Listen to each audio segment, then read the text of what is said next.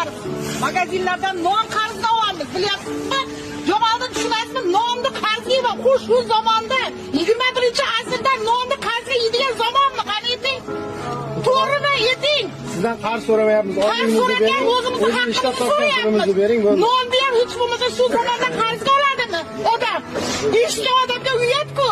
O'zingiz uyilibsiz mazza qilib, hech qachon siz meni uyimga keling ishlatgan, men sizni uyimga boraman. 3 kun gazsiz o'tirganiga borib o'tirib kelasiz. 1 soat o'tirolmaysiz meni uyda sovuqda. Tushundingizmi? 1 soat o'tirolmaysiz. Lekin meni bolalarim o'tiribdi o'sha yerda. Men sizni olib boraman uyimga. Keling, men olib boraman. Uyolmayman lekin men olib boraman o'sha uyimga sizni. Borib o'tirib ko'ring, 1 soat o'tirib bering menga. O'shanda bilasiz xalqni qanday qiynalayotganini. O'shanda bilasiz xalq nonsiz bolalarga nima deyishini. Magazinga borib non qarz berdish qanday shuni yuzimizga bilasizmi? O'sha magazinda sentrdagi Ibrohim akaga olib borib meni qarzimni ochtirib ko'rsataman o'shani. Agar ishonmayotgan bo'lsangiz menga. Men sizni yomon boshqa demayman. Biz direktorni yomon demaymiz, u ishini qilyapti o'zini ishini. U ham siz pul bersangiz beradimi bizga?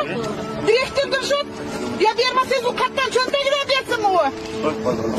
Ishni qilganda davay ishlab deysiz.